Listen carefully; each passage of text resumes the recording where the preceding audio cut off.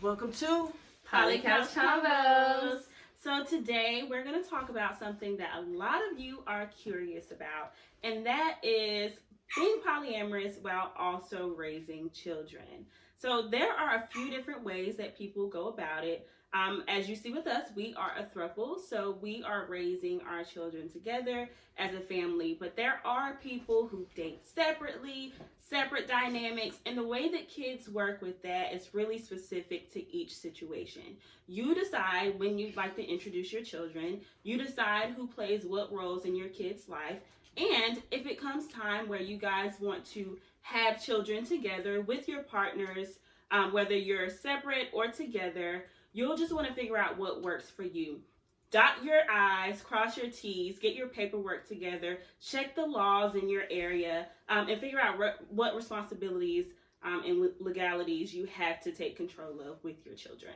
So we'll tell you a little bit about our experiences now, raising Ace and Naya.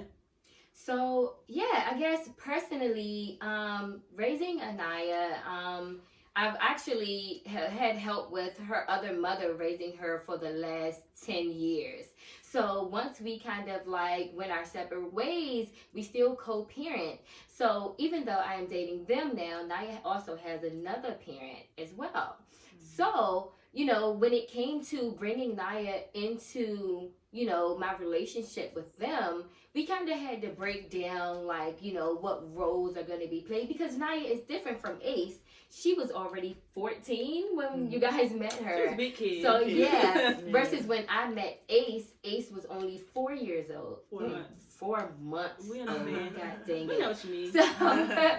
So you know, it's very easy for me to kind of jump in and help as a bonus mom with Ace, because he still was so young, and now he doesn't even remember me not being there. Yeah. So it's like, you know, I'm one of his moms that he's always gonna know that I'm here and I'm a part of, you know, his parenting dynamic, even though I did not physically have him. You know, he's their biological child. But it's the same with Anaya.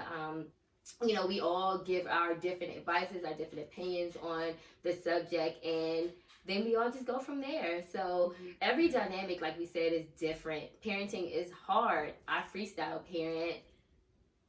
We freestyle. It's not a rule book. There's no rule book to this parenting thing. Yeah. So with this, tell us really quickly, Des, what do you think about introducing children to partners? So what went through your mind when it was time to, one, meet Naya, and when it was time to introduce Ace to Reese? I think when it came to Pause. We're going to have to make a second video on the first one. So save that video, and then we're going to pick back up. Maybe you should answer the question again, and then we pick back up. Cool. We're going to have to do like a part 2. Yeah, so maybe start and stop that one as well. Or keep this one. Keep that one going? Okay. All right.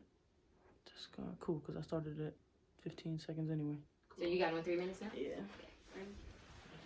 All right, so really quickly, Des, tell us how you feel about introducing children as a polyamorous person. So how did you feel when it was time to meet Naya, and how did you feel about introducing Ace to Reese?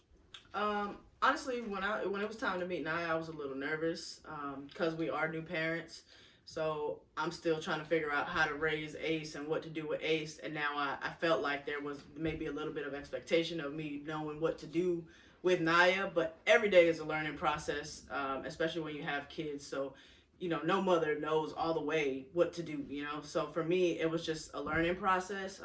As far as raising Ace, he's a little baby. So he's just being raised in a family full of love. He doesn't really know anything other than what we got going on.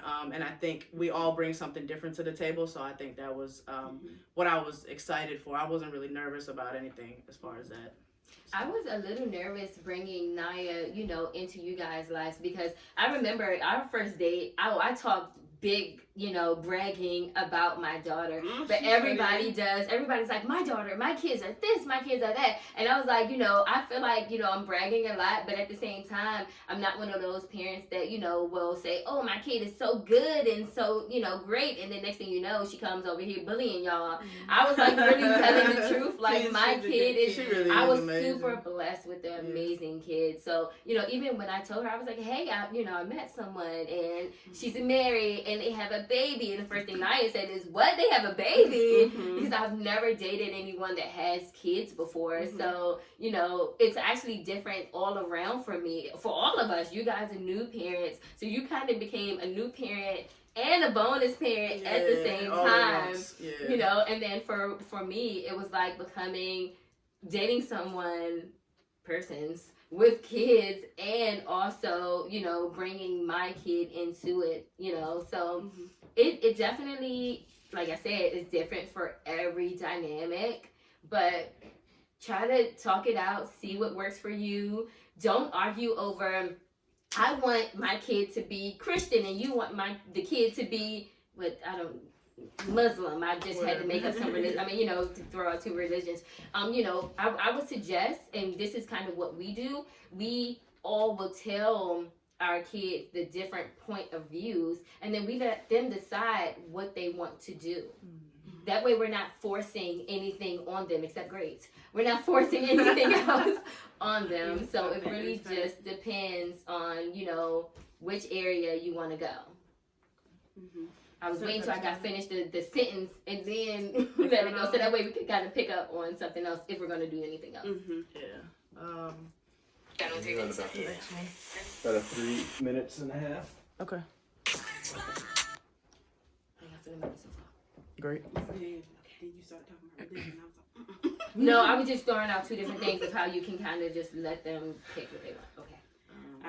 So really quickly, in closing and in summary, I will say, when you're dating as a polyamorous person and you do have children already, if you already have children, definitely gauge it based on their age and maturity. So if you have an older child, you probably should sit them down before you meet any partners and explain that you are polyamorous, what that means, what that's going to look like for you moving forward, and any people that you may introduce to them, and then take the steps to introduce them slowly, as anyone would, even if they were in a monogamous relationship with just one partner.